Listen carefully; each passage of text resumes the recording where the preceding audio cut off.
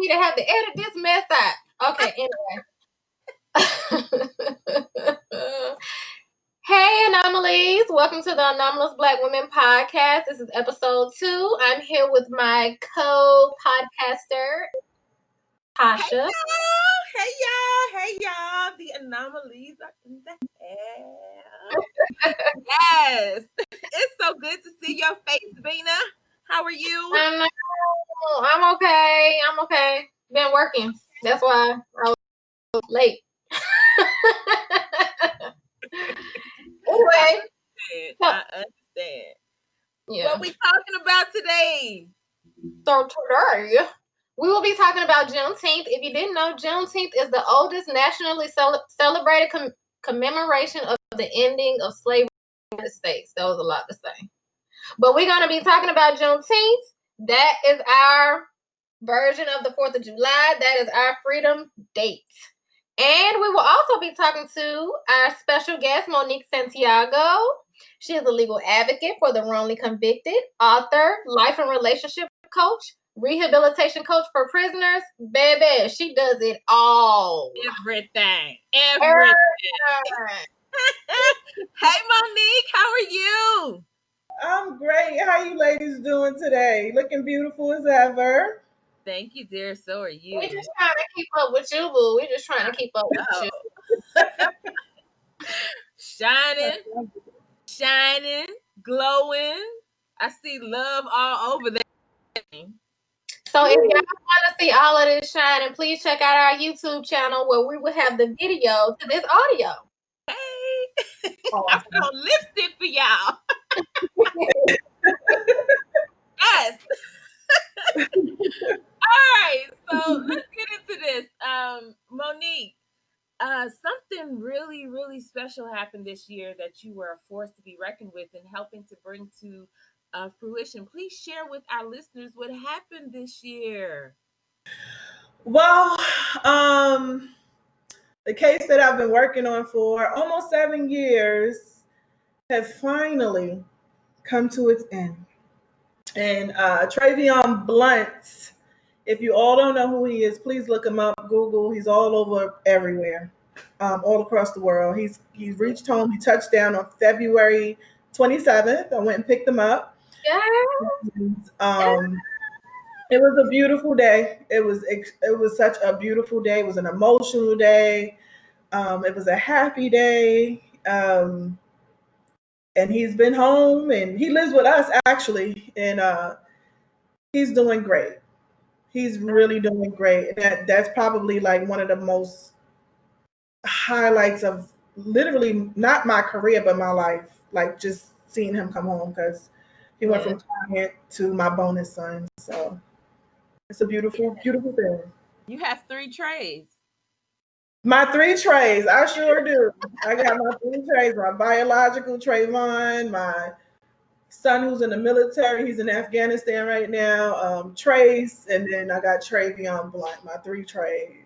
And it's been wonderful. It's been wonderful. He's so sweet. I don't know if y'all know I can't hear, but I don't know if I heard you say why it was so significant that he came home. Like, what was going on with his case that made you jump on it and want to help him out? Well, when I first read the story 6.5 years ago, I was searching through Facebook like we always do. It came down my timeline. And I was just blown away by the headline at first. And then once I clicked on the story and seen the full details of what happened and what was going on, it was just unbelievable to me. Now I've been doing advocacy work for, before that for some time, and I've never seen anything like this. Right. And I cried for about 45 minutes. I probably read the story about 5 times. I was trying to process the why. Mm-hmm. And sometimes when you try and process the why of other people's thinking and why they will put him away at 14 and 15 years old like this, you're not going to get the answers that you feel that's valid or that you feel that I guess is right in my eyes. So when I came out of the story, actually, Bina, you had tagged me in the story. You and it was one other person. I want to say it was Winter. It might have been Winter.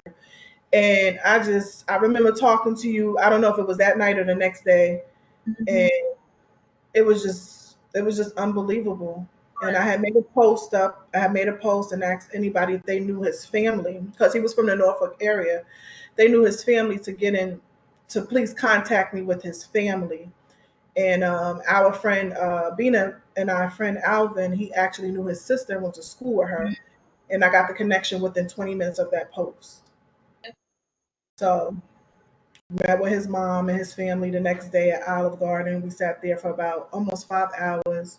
She cried the whole time, and I just told her I took her hands and just told her to trust me, and she did. And she didn't. They didn't know me. I mean, I said just trust me, what I want to do and what I'm going to do. I So met up let with his. I'm sorry. Oh no, you're fine. You're fine. I was gonna say I met up with his attorney a few days after that, and it's been history ever since. Okay, so real quick, let's do the timeline. So Travion was sentenced at what age? He was convicted and sentenced at 15. He was 15 years old and 15 years old and 4 months. But he was sitting in prison since he was 14. They had him in juvie, holding him for about 10 months, 11 months or something like that before. So he's technically been incarcerated since he was 14 years old. He's now 29. And for what was the crime that he was convicted of? It was a house robbery where $60, two cell phones, and two joints were stolen.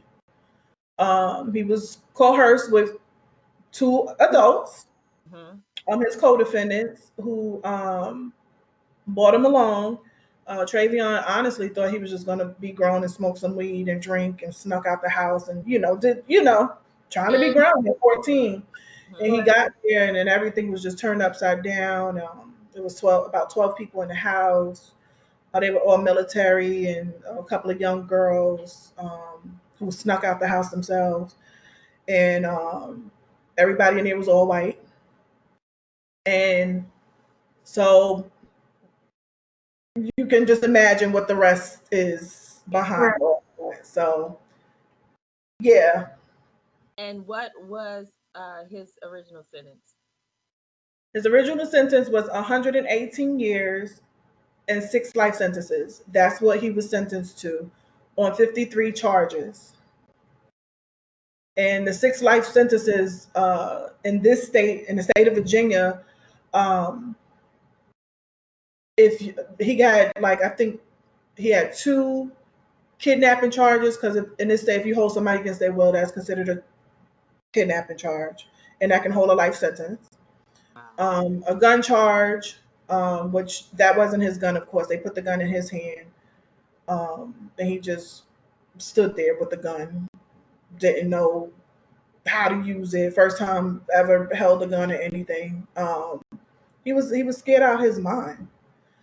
And the other charges was just like a conspiracy, like attempting to do this and attempting to do that.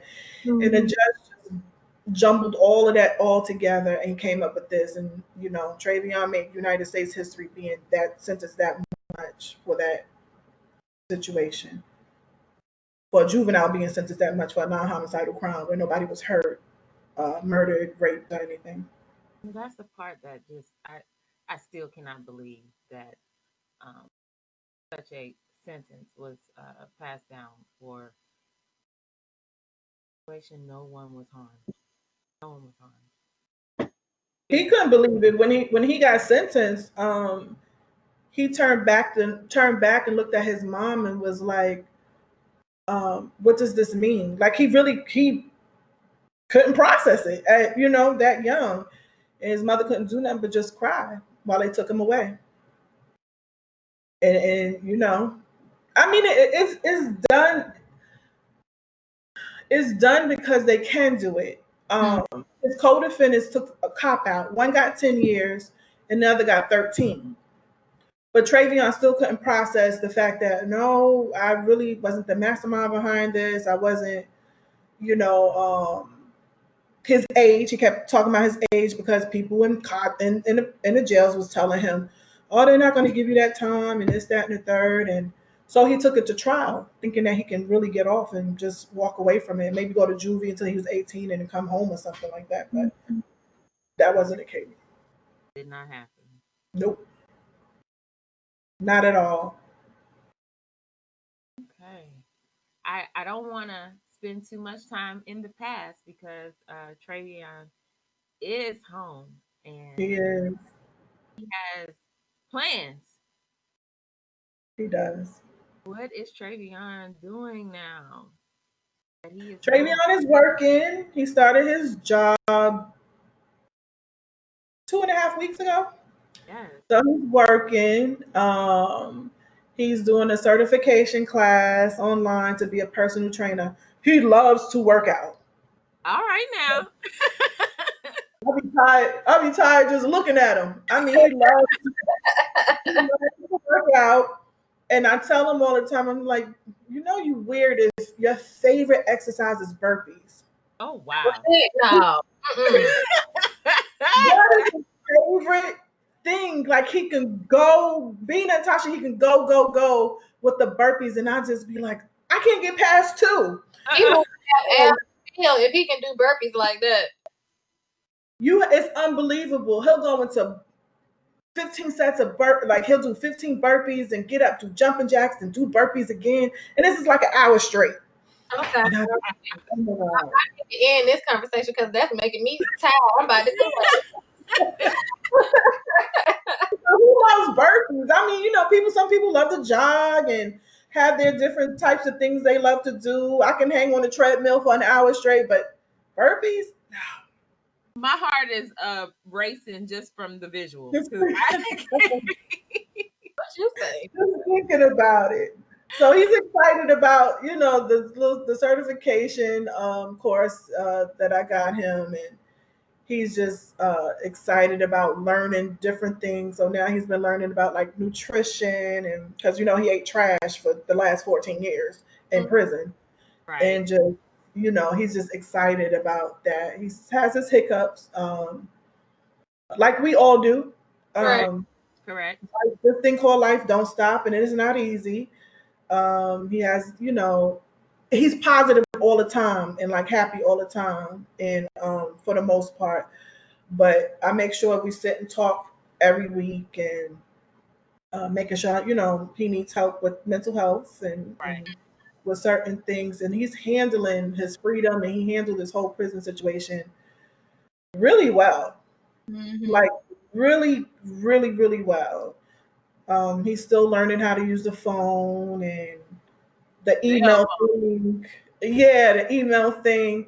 I got on him 2 days ago for asking me, "Oh, my email. What's the email again?" I said, "If I got to tell you your email address one more time." They're like, "What's your name?" He said, "So it's not like a password." I said, "No, you're getting confused with your bank stuff. uh-huh. You got to put in like with the app," and he gets Yeah. confused with all of that. It's all running in all at one time. For one thing for him. That's a big learning curve. It is. It And is. speaking of Travion, since we're talking in that area, how did you get into advocating for those who receive excessive sentencing and clemency cases? It started from a case that I was assisting on in Pennsylvania, and I met my girlfriend. Her name is Tasha as well. Tasha Williams, who now is an attorney, and she is that's somebody you guys should interview, really. And she's now she's the assistant DA in Pennsylvania, York, in York County. Go, Tasha. Go. She's Hey, amazing. So she started her advocacy company. I think it's called Elevated Advocacy, and we were working on different cases. A friend of mine named Lorenzo, he was doing life in prison for a murder he didn't commit. He's home now. So she and I worked on that, and ironically, she knew who he was and knew him as well. So we worked on cases with that.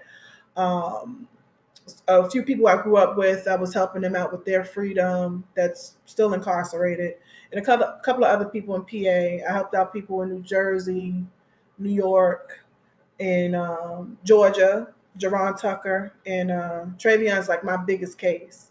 Mm-hmm. And Lewis Mox was my other biggest case. Oh yeah, I forgot about him. Yep. He's doing well too. They're That's all doing really good. that's great. And I Mhm. know that those individuals are not the only people that you have assisted. Can you give us some insight on some of the workshops that you've created through the years and where you facilitate some of those workshops? Oh, some of the workshop I've done a lot of women empowerment workshops, a lot of teen seminars, Mhm. um, and my target. I just got recently somebody one of the brothers had inboxed me. It was like, you never do nothing for the brothers, and I've heard that. I've actually heard that, but it was just so weird for me to hear that again just 2 days ago. Mhm. Wow. Okay, I was like, you need help with something? I got you. He's like, no, you need to do a workshop for men and hearing things from a woman's perspective Mhm. and a woman's point of view. And I was like, yeah, you're right. I've done relationship workshops and stuff like that. And to my surprise, and Bina and her husband, they actually sat in one of my workshops. The guys were very receptive. They were. And the Yeah. guys was following up with me for about 6 months straight, giving me their progress over the women. So they Mhm. were really all in, and that made me feel so good because men are very prideful. Mhm. But getting back to the seminars, the teen seminars for the boys was Mhm. much needed because I had a lot of my boys getting in trouble and their moms calling me crying. They're going to juvie. They're getting in trouble, and we're talking about honor roll kids. Wow. Like I had one, like I'm like, what are you doing? You're on the honor roll. You are like the star player on your basketball team. Like, what are you crying out for? What's going on with you? And he was just running around with these boys. So I caught him and these boys all together visiting his mom, and I invited them all over to a workshop. I said, y'all can't be doing this. You're not built for prison. Number one, Mhm. everybody thinks they're built for prison until they get there, and then they Right. call me crying. Yep. And so it was a rough patch for him for a year. He was the brightest one in the class, in the seminars, and I just noticed that he was becoming withdrawal. And then when I heard which I hear a lot, when the mothers get new boyfriends or they're not with the dads anymore, they start to the boys really start to act out. And I Mhm. noticed the majority of them that was the case. So he's doing great. I think out of all of those boys, you guys sat into some of those seminars. Mhm. Um, Probably just say out of the 20, maybe I got one that's locked up right now. Oh, Um, I got one locked up. The rest of them are doing really well. Went to the military, went to college or whatever. They're doing good. So, that's Awesome. awesome. I love hmm and the girls are doing really good too. I got one. She just had a baby, but like she's holding it down. Like she was at the top of her class. It doesn't stop nothing. That's what I told her. I said this was just a little pause, it. Yep. Mhm. and she's proving everybody wrong. Like she was graduated at the top of her class, and she's working and she's doing good, and she takes care of her baby. Absolutely. Takes care of her baby. So you know, yeah, everybody's doing good. They still want to. They still staying on the same track. Want to be chefs and want to do this and want to do hair and just got to stay the course. It's tough out here for these teens. It Yes, is. it is. It It is. is.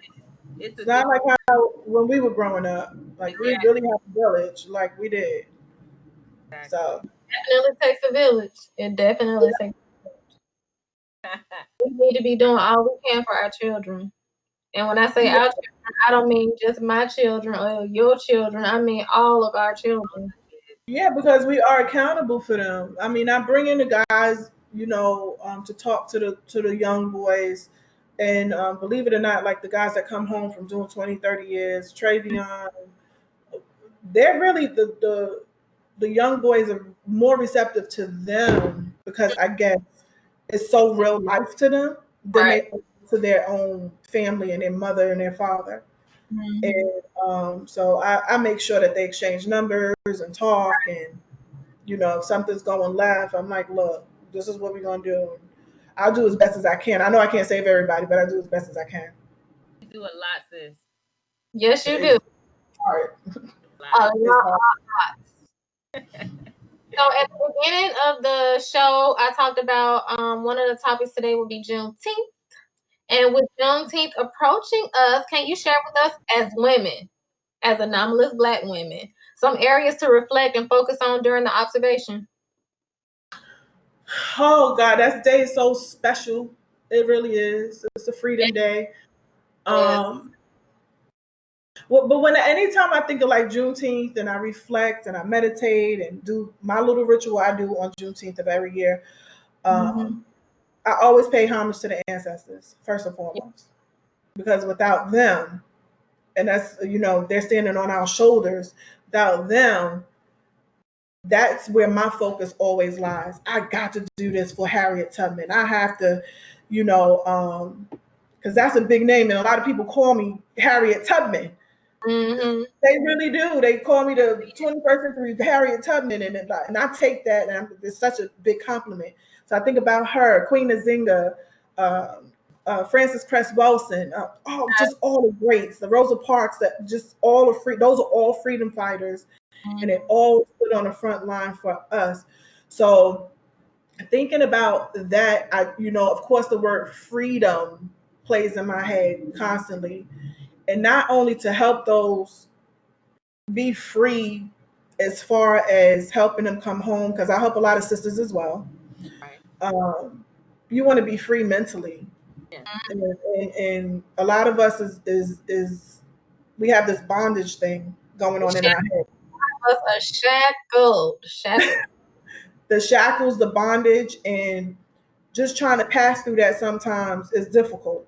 Mm-hmm. But when I think of all of that type of stuff, I think of the liberation and the freedom of women.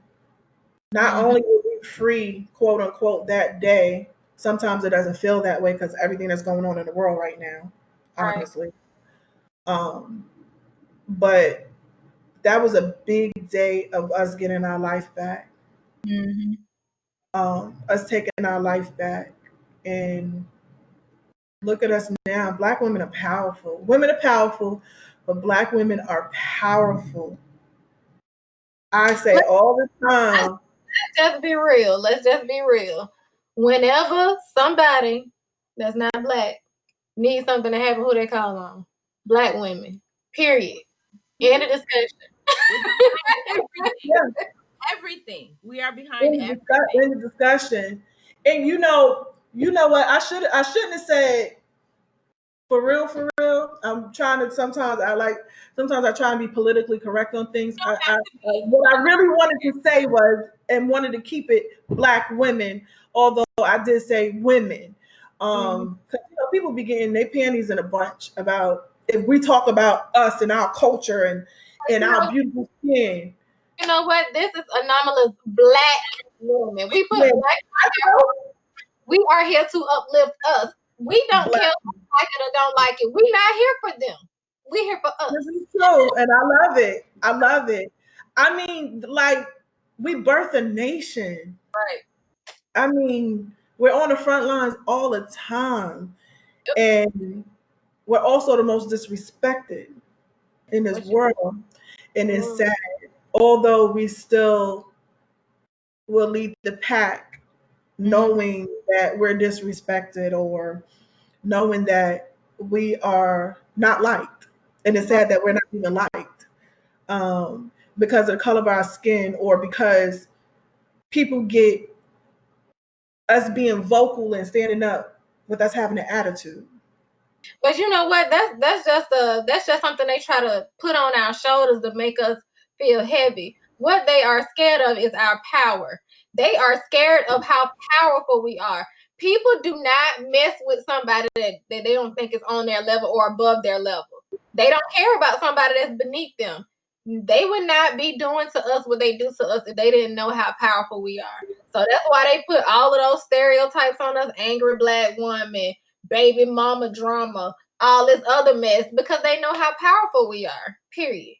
And That's we are a force to be reckoned with. yeah. And I just want to go on record by saying nothing can be done without us. Not No. one damn thing. Nothing. Nothing. Nothing. So I know I'm going to the left a little with the Juneteenth. I think I answered it, but I know I'm going a little to the left with it. But I get very passionate when I talk about us As you because we're amazing. We are should. truly amazing, and it's been like that from day one. Yep. We're gods. And You can argue with me on this. We are gods. Period. And that's the reason why we named our podcast Anomalous Black Women, because Black women are unique. We are one of a kind. We don't fit in a pack. And that's why we are anomalous. And that's the reason, one of the main reasons why we named our podcast that, because we stand out from the crowd. We are not like everybody else. And that's our power. That is our power. That is definitely the power. And once Natasha. we recognize that, Mm-hmm. then we become a force that cannot be reckoned with. Cannot. Right. I mean, once you get into your mind that you are who you are, you're a goddess. Mm-hmm. Guess what? You walk in that. And I Right. can tell you, over the last couple of months, yes, things have changed. Things have changed. Um, That's and important what you just said. Walking in it. You yes, have to walk in it. And it's gonna be people that try and knock you down and so what I told my son the other day, verbal assassinations. Mm-hmm. Like this whole verbal assassination. And I said when you see them or you bump into them, they wither quickly. Mm-hmm. It's really sad actually. Like it's really sad. Very It really, sad. but we're gonna keep doing what we're doing, putting in this work, walking in our destiny, and bringing along as many beautiful Black women as we can, and Yeah. continue to pave the way in certain areas and bring them up because I see so much power even on social media, Mm-hmm. but some women seem like they can't do it or they seem intimidated or um, or they see other people doing the same thing that they want to do. Now they don't want to do it. Do it your way. Ain't Shout out. nobody's doing this. Nobody's doing you be this talking about this podcast for a is minute. y'all doing it. Hmm? Shout out to whoever report my URLs as spam because they see my power. Right. You be I talking think about that for a you know minute. what? Why? I think did you make a post about that? Yeah. Yes. Yeah, I think I did see that, and I was like, who would do that? Yeah. Like, why? I had to go buy some new URLs because the URLs that Tasha and I we also blog together. And any of my subdomains from Biaisha Inc. were blocked. Somebody reported them as spam, and they had to do it more than once for it to be blocked from Facebook. So it's it is what it is. And the sad thing is probably one of your Facebook friends. That's just Oh, I'm positive it is. absolutely. not even Absolutely. funny. Like that's sad. That's Because sad. we have it's that crab mentality that hasn't gone anywhere. And the sad part about it is I keep it I have I have something that that keeps coming to me. But what people need to realize is that the very definition of DNA affords you the opportunity to do something similar to someone else and Mhm. still be impactful, to still have a place, to be able to do whatever it is that you're called or feel like you want to do because your DNA is unique. So, however you put it out there, it's going to be unique to you. So, people Right. stop fighting, you know, I make t-shirts. Well, she made t-shirts. I can't make t-shirts no more. Yes, you can. You have Right. message? It was a picture that I saw on Facebook. I think it was Facebook, and it was a picture of the bread aisle, all the different types of bread, and bread. Okay, I'm like, huh? yeah, Mhm. all the different types. You go to the bread aisle, it's all different types. Different companies, but they all selling bread. They They all, have one just for that, yeah. you know what I'm saying? And like Tasha said, whatever you do, even if we doing the same thing, we not the same person. So what I put out and how I do it is not gonna be how you do it. Like me and April, my friend April, we we both in a lot of the same avenues. But she's April and I'm Bina. We don't even do it the same. We doing the same thing, but we don't do it the same. And people don't understand that power in their uniqueness. Like it's room for everybody to eat. It's room for everybody to do whatever it is they want to do. If that's your passion, follow it. It does not matter who else is doing it. Your only competition is you. That's it. Absolutely. People just need to get out their own way. Yes. We went all off the rails. We get back on track. It's okay. They gonna be like the longest podcast ever. Well, for the podcast, but finally, we'll go ahead and close out this little interview just in case we go on another tangent. Right. What are some ways, Sister Monique, that people can get involved in advocating for those that have been excessively sentenced and are fighting to achieve or receive clemency in their case? Just get involved. You see a story? There's always some type of contact information in the story. Mm-hmm. Reach out to that person. Like I've reached out to Lou Henson in reference to Travion. He was a Right. reporter that broke the case. Nobody would have known about this case unless Lou Henson broke the case. Right. Um, and just get involved. And once well, of course, I connected with Travion's mom first to get her blessing. Um, and I reached out to him. I spoke to him yesterday, and we've been in contact for years. He's wonderful. Just did some type of contact information for that person. I mean, for the cases. And you can connect with somebody. Google is your best friend. Google the case, put the person's name in. You can contact their family. It's a way to do these things. Just be accountable and jump in. Um, the Honorable Elijah Muhammad said, with unity, we can accomplish much. Mm-hmm. We unite, we can get people home one by one. And I'm here to say, 9 years later, doing this work, I've helped about 16 people get home. Mm-hmm.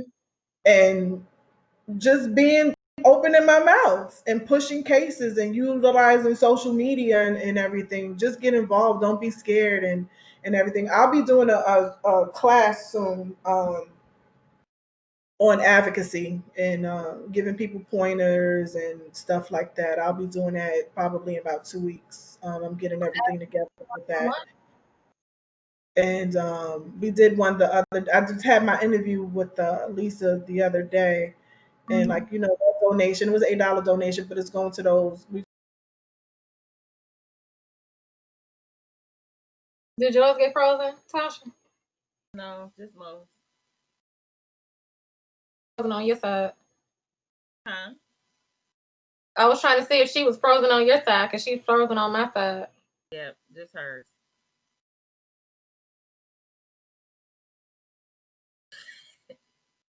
Lordy. I'm gonna stop. All right, so back to how to get involved. How we get involved? Yes, how do we get involved? um, just getting involved. If you see an article in reference to wrongful conviction, clemency, change.org or whatever.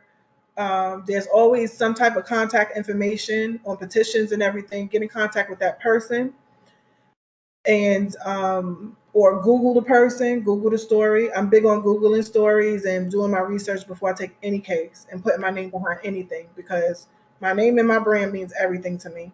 Mhm. I don't care how much money or retainer you're trying to give me. I've gotten people, I'll give you $5,000 retainer today, and I'm good. And I want to find stuff out. You left out a whole lot of information on this case, so I know I'm good.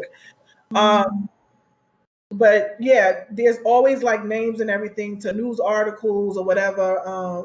With Travion Blunt, Lou Henson broke the case. I contacted him and his mom, got his blessing from his mom, and I just took it from there. Just do your research. It's not hard. I'll be doing an advocacy class in about 2 weeks on how to advocate and giving tools and techniques and what's worked for me and how to push cases and how to push things on social media and who to connect with. And people don't know, like, like in Trayvion's case, everybody was like, contact Obama at that time. He was Oh president. goodness. Contact Mhm. Obama, but you can't, he does federal stuff. So, he can release drug offenders. He can release guys with gun charges in the feds. He doesn't deal with any state cases. That's strictly the attorney general and strictly the governor. Mhm. So you want to target people like that. The secretary, they knew me up there because I would call 3, 4 times a day. The secretary would be like, "Hi, Monique. Hello." I'd be like, "Hello. May I speak to Governor McAuliffe, please?" So they knew who I was, and you know, sometimes you have to be aggressive with these things. Not pesty, but aggressive. Sometimes they don't like that, and they'll shut you down. Right. Yeah. The way to maneuver, but just get involved and read. You have Right. to. A lot of people don't read. Well, we see that on social media. I say, ain't that the truth? Child, please. They don't read nothing. You could say, "I like apple pie," and then here comes somebody. But oh, I guess you haven't tasted cherry pie because it had. I just said I like apple pie. I don't care about pie, lemon pie. That's all I said. That's what I like. I don't go analytical breakdown of why I should be eating cherry pie. Right. But people are who they are, so Oh man. Well, since Monique, we have enjoyed you today. Yes, we have. good ladies as well. Thank Thank you you. for having me. Absolutely. Oh, you'll be back. For some reason or another, you'll be back. I love it. I love it. Um, Um. Oh, go Go ahead, ahead. Tasha. I was just going to say, if anyone wanted to get in contact with you, wanted to get a workbook, a book, whatever the case may be, learn more about your Advocacy 101 class. I just named it. I don't know what the real name is. In 2 weeks, how can they get in contact with you? That's a good name. Um, um, they can email me at Monique Yesenia. Y'all say Yesenia, but it's really Yesenia. Monique Yesenia at gmail.com. You can hit me up at or my life coach experience at gmail.com. I have a website, but I'm not even going to sit here and lie to you. It's not updated or anything. So I'm not going to sit here and lie to you. Y'all, No judgment, mine I'm isn't not either. savvy with all that stuff.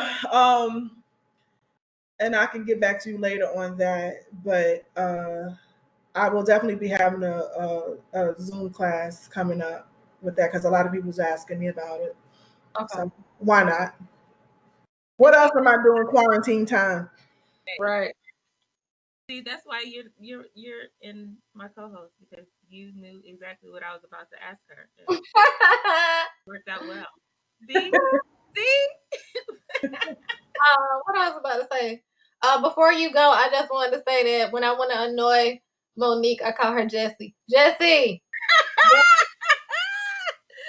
And I try to ignore her, but it doesn't work. It doesn't any damn way. Moni Jess. What in the I world? hear enough when I'm in Puerto Rico. Jesse. I'm like, okay. Oh my goodness, that But is an everybody sees my middle name. That's my middle name, and I get Yesenia, Yesenia. I get Yesenia. I get. I've gotten salmon. I don't even know why she said that. Yeah. Salmon. Like Um, Yosemite Park? yes, she couldn't. And then somebody I seen at Walmart, she's bless her heart. She's like, "You Monique Yosemite?" And I said, "Yes, that's it, Monique Santiago." Yeah, I follow you. And I was like, "Okay, that's not my middle name now, but okay." But I guess people process the things differently, and that's probably what was in her head. Like, If you I don't don't know know. what it sounds like, you don't figure it out for yourself until you learn otherwise. Yeah. So To the people out there, if you don't know how to pronounce something, you can put it into your Google and type pronunciation after it. And a lot of times there is a voice recording of someone mhm. properly pronouncing Yeah. whatever it is that you need to know how to pronounce. Mhm. Then I get questions being of the well, why is it ja and it's a Y? I don't know. It's Puerto Oh, Rican. I don't know. I gotta say, because I'm Puerto Rican, end of the story. Yeah. end of story. Then they can. Then that's a whole nother conversation. You're Puerto Rican. I'm like, yeah. Right. Because I'm dark doesn't mean that I'm not Puerto Rican. It's amazing. You know, it's so all of this is amazing. You could have so many informational um presentations just on you and who you are in your life. It would it seriously, like there's so Funny. much that somebody could learn just from saying this is Monique, and thereafter there's a list of things to learn Write about a Monique. whole write a whole nother book on that. Oh, I'm working on uh I don't know what I'm gonna call it yet. I don't know if I'm gonna call it the advocacy journey or something like that, but pertaining to Trayvion's case and just my walk in this advocacy game and the prejudices that I've endured, the meetings. Hmm? New York Times bestseller. The stuff that we went through, the meetings I've had on mass incarceration with the higher ups. It's gonna be Like a book, then it's gonna be a movie. Mm-hmm. we trying to work on this Travion Blunt movie. In the movie, Regina King has to play me. What? And you know who I said would have to play me? I forgot her last name. The girl, Danielle, from Orange is the New Black. Oh yeah, she's beautiful. She's Yeah. beautiful and she's so talented, and I would want her to play me with her song, that Black Queen song that she has, and she got that one single out. She's about to have a baby. I would want Chris Brown to play Travion Blunt. That's I would. Chris Brown is a great actor, though. I would Yeah, want him to yeah. play. We got the cast. We got the cast. Tasha, who gonna play you? I I don't know. Angela Bassett. No. No. No, we gotta find somebody with bus driver arms. Angela All right. Bassett got bus driver arms. Now, we still recording. So, thank you, Sister Monique, for joining us on the Anomalous Black Woman podcast. We really appreciate you coming. Yes, Thank we you, do. Anomalous, for listening. For having me, ladies. You rock. I love the podcast. I love the meaning of it, and the name. And you guys are going to take off.